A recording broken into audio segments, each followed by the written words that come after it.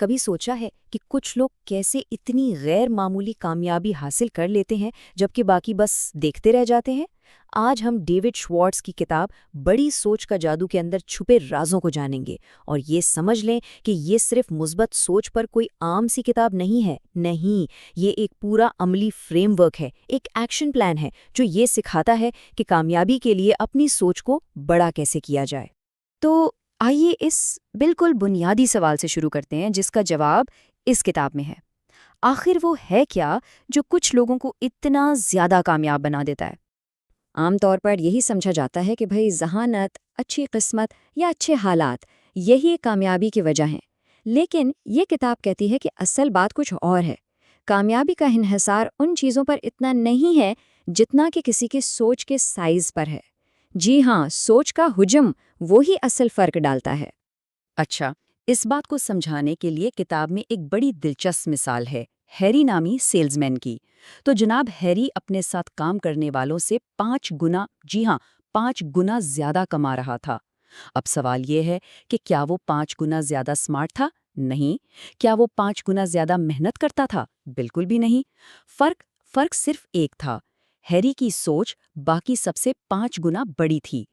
اور یہ جو بڑی سوچ ہے نا، یہ ایک بہت مضبوط بنیاد پر کھڑی ہوتی ہے، اور وہ بنیاد ہے ایک گہرا سچا یقین۔ یہاں ایک بات سمجھنا بہت ضروری ہے، خواہش اور یقین میں فرق ہے۔ خواہش بس ایک امید ہے کہ کاش میں یہ کر پاتا، لیکن یقین ایک فعال، ایک پاورفل فورس ہے۔ یہ ایک اعلان ہے کہ میں یہ کر سکتا ہوں، اور جس لمحے دل سے یہ یقین آ جاتا ہے نا، دماغ خود بخود کیسے کا راستہ ڈھونڈنا شروع کر دیتا ہے۔ کتاب ہمارے دماغ کو ایک فیکٹری کی طرح بتاتی ہے جس کے اندر 2 مینیجرز ہیں۔ ایک ہے مسٹر ٹرائمف جو ہمیشہ کامیابی کے دلائل اکٹھے کرتا ہے، اور دوسرا ہے مسٹر ڈیفیٹ جو ہر بات میں ناکامی کا جواز ڈھونڈ لاتا ہے۔ اب اہم بات یہ ہے کہ کام کس کو دیا جاتا ہے۔ جس پر زیادہ توجہ دی جائے گی وہی زیادہ مضبوط ہوگا اور پوری سوچ پر چھا جائے گا۔ تو اگر یقین بنیاد ہے تو پھر اس بنیاد پر عمارت کھڑی کرنے میں سب سے بڑی رکاوٹ کیا ہے؟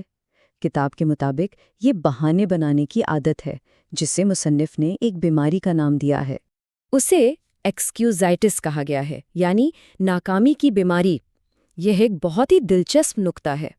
یہ بہانوں کو کمزوری کے بجائے ایک بیماری کے طور پر دیکھتا ہے جس کی تشخیص بھی ضروری ہے اور علاج بھی۔ یہ سوچنے کا پورا انداز ہی بدل دیتا ہے۔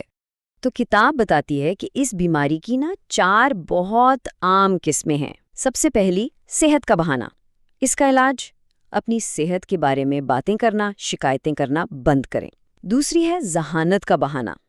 اس کا علاج یہ ہے کہ رویہ، یعنی ایٹیٹیوڈ، خالص ذہانت سے کئی زیادہ اہم ہے۔ تیسری قسم ہے عمر کا بہانہ، اور اس کا علاج ہے اپنا پرسپیکٹیو، اپنا نقطہ نظر بدلنا۔ اور آخر میں چوتھا بہانہ ہے قسمت کا، جس کا علاج یہ ہے کہ کاز اینڈ افیکٹ کے قانون کو تسلیم کیا جائے اور تیالی پر دھیان دیا جائے۔ چلے، ایک بار جب یہ بہانوں کی دیواریں ہٹ جائیں تو اگلا قدم اپنی سوچ کو وسعت دینا ہے، اور اس کی شروعات ہوتی ہے اپنے سب سے بڑے نفسیاتی دشمن یعنی خوف کو ہرانے سے۔ یہاں ایک بہت ہی پاورفل اصول کام کرتا ہے، عمل خوف کا علاج ہے۔ جب ہچکچاہٹ ہوتی ہے نا، تو دماغ ہر منفی نتیجے کا تصور کر کے خوف کو اور بڑھا دیتا ہے، لیکن جس لمحہ عمل شروع ہوتا ہے، خوف کی طاقت ختم ہو جاتی ہے۔ اور اس کا ایک بہت سادہ 2 قدمی طریقہ ہے۔ پہلا قدم، اپنے خوف کو الگ کریں، بالکل صاف طے کریں کہ ڈر کس چیز سے لگ رہا ہے۔ دوسرا قدم، فوراً ایکشن لیں۔ اس خوف سے نمٹنے کے لیے کوئی ایک چھوٹا سا ہی صحیح لیکن ٹھوس قدم اٹھائیں۔ عمل جو ہے وہ خوف کی جڑیں کاٹ دیتا ہے۔ اب اعتماد پیدا کرنے کا ایک اور بہت طاقتور طریقہ ہے جسے ذہنی بینک کا نام دیا گیا ہے۔ ذرا اپنے ذہن کو ایک ذاتی بینک کی طرح سوچیں۔ ہر روز اس میں خیالات جمع ہو رہے ہیں۔ اصول یہ ہے، جان بوجھ کر صرف مثبت یادوں اور کامیابیوں کو ڈپازٹ کریں، اور جب کبھی شک یا خوف کا لمحہ آئے تو اعتماد کا ایک وڈرال کریں۔ اپنی ذہنی توانائی کو ناکامیوں کی یادوں پر ضائع نہ کریں، یہ ایک بہت بری انویسٹمنٹ ہے۔ تو اب جب خوف پر قابو پانے کا طریقہ سمجھ آ گیا ہے تو آئیے کچھ ایسے ٹھوس اوزاروں پر بات کرتے ہیں جو بڑی سوچ رکھنے والے لوگ اپنی حقیقت بنانے کے لیے استعمال کرتے ہیں۔ دیکھیے، الفاظ صرف آوازیں نہیں ہوتی، وہ ہمارے ذہن میں تصویریں بناتے ہیں۔ بڑی سوچ والے لوگ ایسے الفاظ چنتے ہیں جو امید اور کامیابی کی تصویر دکھائیں۔ وہ مسئلہ نہیں کہتے، وہ اسے چیلنج کہتے ہیں۔ وہ اپنے احساسات کو بیان کرنے، دوسروں کی تعریف کرنے اور اپنے منصوبوں کو پیش کرنے کے لیے پازیٹیو زبان کا استعمال کرتے ہیں۔ بڑی سوچ کا ایک اور بہت اہم اصول ہے ہر چیز میں قدر میں اضافہ کرنا، یعنی چیزوں کو صرف ویسا نہیں دیکھنا جیسی وہ ہیں، بلکہ ویسا دیکھنا جیسی وہ بن سکتی ہیں۔ یہ ہر شخص میں، ہر صورتحال میں اور خود اپنے اندر چھپی ہوئی صلاحیت کو دیکھنے کا نام ہے۔ اس کی سب سے اچھی مثال 3 مہمانوں کی کہانی ہے۔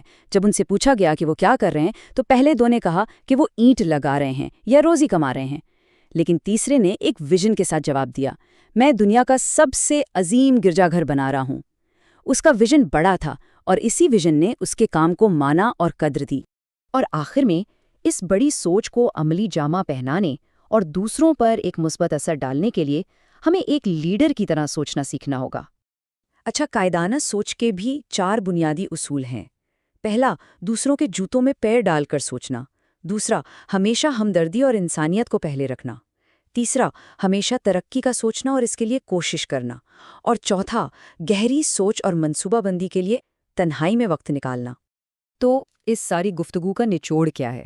دیکھیں، اصل سوال یہ نہیں کہ کیا بڑا سوچا جا سکتا ہے، سوال تو یہ ہے کہ کب شروع کیا جائے گا۔ وہ کون سا ایک بڑا خیال ہے جسے آج بلکہ ابھی عمل میں لایا جا سکتا ہے؟